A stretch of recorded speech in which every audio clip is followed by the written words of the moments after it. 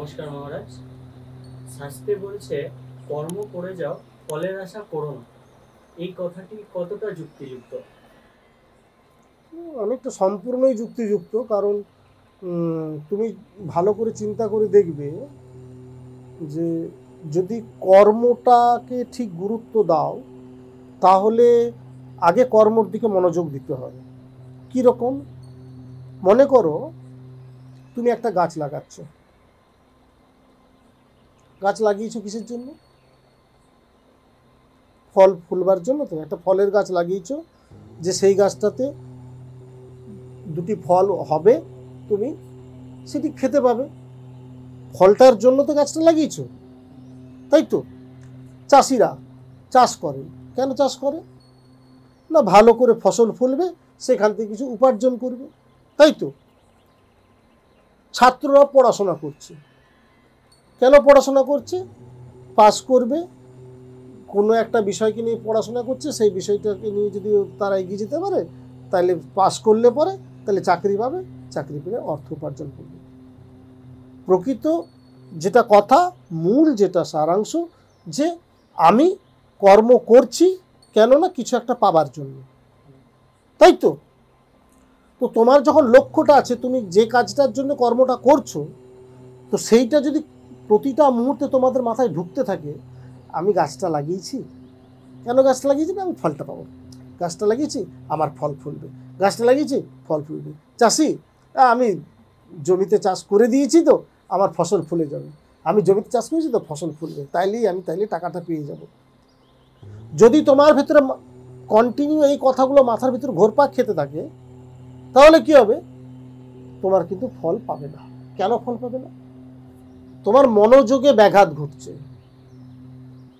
বুঝবার চেষ্টা করবে, মনোযোগে ব্যাঘাত ঘটছে। ভালো করে যদি না চিন্তা করি আমরা কথাগুলিকে, তুমি গাছটা লাগাও, গাছটা তার পরিচর্যা করো, সময় মতো সেটাতে জল দাও, ফলের আশাটা না করে করো, সময় মতো জল দাও, দেখবে যখন উপযুক্ত সময় হবে তখন তুমি ফল ঠিক পাবে, ফসল ঠিক ফলবে। আবার তুমি জল দিচ্ছ, কিভাবে দিচ্ছ সেটাতেও মনোযোগী হতে হবে। তুমি যদি অতিরিক্ত পরিমাণে জল দাও তাহলে পচন ধরতে পারে। আবার তুমি যদি গাছের ওপরে জল দাও তাহলে কিন্তু গোড়াতে জল নাও পৌঁছতে পারে। বুঝবার চেষ্টা করবে, সময় মতো জল দিতে হবে, কখন জল দেবার প্রয়োজন, কখন জল দেবার প্রয়োজন নয়। গাছের গোড়াকে নরম রাখা, যেন জল যখন দেবে তখন যেন শেকড় পর্যন্ত পৌঁছতে পারে, সে যেন আহার তৈরি করতে কাজে লাগে তার গাছটা।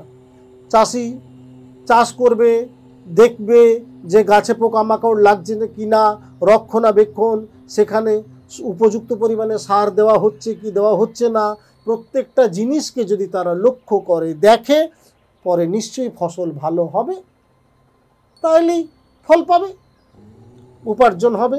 ছাত্ররা, আমি পড়াশোনা করছি, তাহলে এই পড়তে পড়তে তাহলে তো আমি চাকরিটা পাবো, তাহলে তো আমার এই আর কিছুদিন পরে পরীক্ষাটাতে যদি আমি পাস করি তবেই, পরীক্ষাটাতে যদি আমি পাস করি তবেই। মন পরীক্ষার দিকে আছে, তুমি পড়লে পরে পাস করবেই তো। কথাটাকে বুঝবার চেষ্টা করছো, একটু ভালো করে চিন্তা করে দেখো যে আমি কি বলতে চাইছি। তোমার আগে উদ্দেশ্য তুমি ঠিক করে নাও, তোমার লক্ষ্য তুমি ঠিক করে নাও যে তুমি এই লক্ষ্যতে পৌঁছতে চাও, ব্যাস। এবার তুমি তোমার কর্মটিকে করতে থাকো। যদি তোমার কামনা মুক্ত অবস্থায় যদি কোনো কাজকে করতে পারো, কোনো কর্ম কামনা মুক্ত অবস্থায় কোনো কর্মকে করো, সেখানে তুমি ফসল পাবে। এই জন্য বলেছি আশা নিরাশার কারণ, প্রত্যাশা হতাশার কারণ। বহুবার তোমাদেরকে বুঝিয়েছি। তুমি যদি আশা করেই থাকো যে না ওইটা হলে আমার এটা হবে, ওইটা হলে সেটা হবে, তো দায়িত্ব নিয়ে বুঝি তোমার যদি ওই মাথার ভেতর ঘুরপাক খেতে থাকে, তুমি কর্মটা সঠিকভাবে করতে পারবে না। ভালো করে চিন্তা করে দেখো বিষয়গুলিকে। সকাম কর্ম কোনটাকে বলছে, নিষ্কাম কর্ম কোনটাকে বলছে, সেটাকে বুঝবার চেষ্টা করবে। সকাম কর্ম কোনটাকে বলছে? কামনা যুক্ত যে কর্ম সেটাকে বলছে সকাম কর্ম। কামনা মুক্ত যে কর্ম সেটিকে বলছে নিষ্কাম কর্ম। তাহলে ঈশ্বরের উদ্দেশ্যে আমরা যে প্রার্থনা করি সেটাকে বলছে নিষ্কাম কর্ম।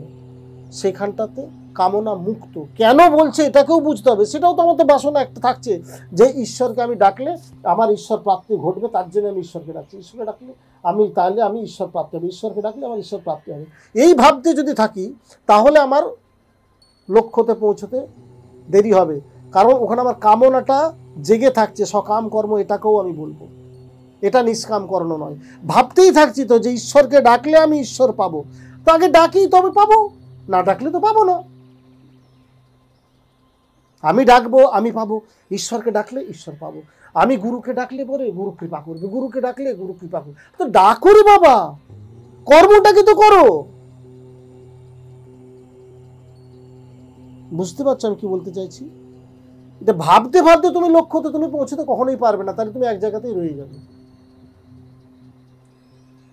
যেটা বাসনা মুক্ত থাকবে, যেখানে কামনা মুক্ত থাকবে, তাহলেই হবে। তোমার যদি শর্ত সাপেক্ষ তোমরা সম্পর্ক তৈরি করে ফেলো, ঈশ্বর তুমি আমায় কৃপা করো, তুমি যদি আমার এই কাজটি করে দাও তাহলে আমি তোমার পুজো দেব, আমি তোমাকে আমি এই জন্য ডাকছি, তুমি আমাকে জানো প্রভু আমাকে কৃপা করো, হে কৃপা সিন্ধু, হে করুণা সিন্ধু, তুমি আমাকে কৃপা করো, আমাকে বিপদ থেকে উদ্ধার করো। খালি এই ডাকতে থাকছি আর চুপ করে বসে আছি থাকবে। ডাকাটার মতন যদি ডাকি আমাকে, তাহলে আর বলতে হবে না তুমি আমাকে উদ্ধার করো, তিনি উদ্ধার এমনিই করবেন আমাকে। কথাটা বোঝার চেষ্টা করো আমি কি বলছি। যেখানে কামনা যুক্ত থাকবে সেখানে নিরাশ হতে হবে, কারণ কর্ম করে যেতে বলা হচ্ছে, ফলের আশাটা করতে নিষেধ করা হচ্ছে। কারণ তুমি তো ফলের জন্যই তো কর্মটা করছো। তুমি তো ভাতটা রান্না করছো, নরম হলে তুমি ভাতটা খেতে পাবে। এবার আমি যদি ভাতটা করি তাহলে আমি খেতে পাবো, ভাতটা যদি করি তাহলে খেতে পাবো। ভাতটা করছো কি তুমি? চালটা সেদ্ধ হতে দিয়েছো কি? রান্না করছো কি যে তরকারিটা হবে? তো করো আগে, তুমি তো তবেই তো খেতে পাবে। বসে বসে ভাবতেই থাকছো। অলস মস্তিষ্ক শয়তানের বাসা বাঁধে। তোমাদের ভিতরে অলসতাকে ঘিরে ধরেছে, বারবার করে বলছি, তোমাদের ভিতরে অলসতাই ঘিরে ধরেছে। যদি কাজ, যে কোনো কাজ, যদি সেখানটাতে তোমরা শর্ত তৈরি করে ফেলো, একদম কোনো কাজে যদি যেখানেই শর্ত তৈরি করে ফেলবে সেখানটাতে তোমাদেরকে ব্যাঘাত ঘটবে। কারণ কর্ম করতে করতে বিপদমুখী হলে পড়ে যাবার ভয় থাকে না। কর্ম করলে তিনি আছেন, কর্ম না করলে তিনি নেই। বহুবার বুঝিয়েছি। রেল লাইনে তো চলেছো, ছোটবেলায় রেল লাইনে হেঁটেছো কি কখনো? যদি হেঁটেছো তাহলে বুঝতে পারবে। যদি লাইনটার দিকে, রেলের উপরে যদি রেলটার দিকে যদি তাকিয়ে তুমি যদি হাঁটো তাহলে হয়তো একটু ডিসব্যালেন্স হবে, কিন্তু পড়ে যাবে না, নড়বড় করবে, হয়তো পড়ে যাবে না। কিন্তু যখনই ওই লাইনটা থেকে যদি তোমার চোখটা উপরের দিকে উঠে যায়, ধাপ করে পড়ে যাবে লাইনটা থেকে। লক্ষ্য থেকে বিচ্যুত হওয়া যাবে না, লক্ষ্যতে অবিচল থাকতে হবে, স্থির থাকতে হবে তোমাকে। তুমি তোমার কর্মটিকে যদি সঠিকভাবে করতে পারো তুমি ফল পাবেই।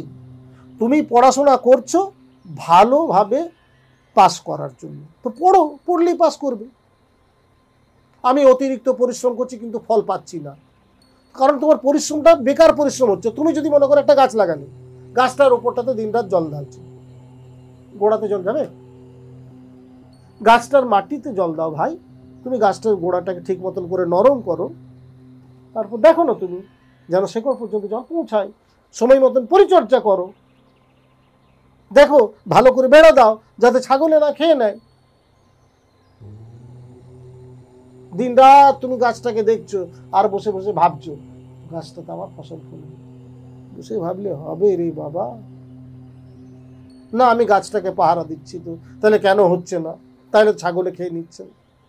তোমার মনই থাকবে না সেখানে, খুব নিশ্চিত হয়ে বলছি। কোনো কাজ করতে গেলে যদি সঠিকভাবে তুমি করতে পারো, পদ্ধতি অনুসারে করতে পারো, তাহলে যে কোনো কর্মে তুমি সফল হবেই। সফলতার জন্যই তোমরা কর্ম করছো। তুমি কোথাও চাকরি করছো উপার্জন করার জন্য। তুমি যদি চাকরি করে তুমি যদি বেতন না পাও, তখন তুমি বলতে পারো যে চাকরি করছি আমি বেতন পাচ্ছি না। তাহলেও দেখতে হবে যে কর্মে তুমি কোথাও গাফিলতি আছে কিনা। কারণ তুমি চাকরি করলে কর্ম করলে পরে তুমি অফিসে যাচ্ছ, রোজ আসা যাওয়া করছো, তুমি বেতন পাবে। চালাকির দ্বারাই যদি কোনো কিছু করো, সেই উদ্দেশ্যে তোমরা সফল হবে না। সাময়িক হয়তো সফল হওয়া যেতে পারে, কিন্তু সেই সফলতার কোনো মূল্য থাকবে না। আমি তোমাদেরকে আবারও বলছি, কর্ম করো, সঠিকভাবে যদি তোমরা কর্ম করতে পারো, তোমরা তোমাদের কর্মে ফল পাবেই পাবে। ব্যাকুল হয়ে ঈশ্বরকে ডাকলে ঈশ্বর প্রাপ্তি সম্ভব, কিন্তু কামনাযুক্ত অবস্থায় ঈশ্বরকে যদি ডাকো, সেখানে কিন্তু ঈশ্বর প্রাপ্তি সম্ভব নয়। সেখানে চালাকি শিখবে তোমরা।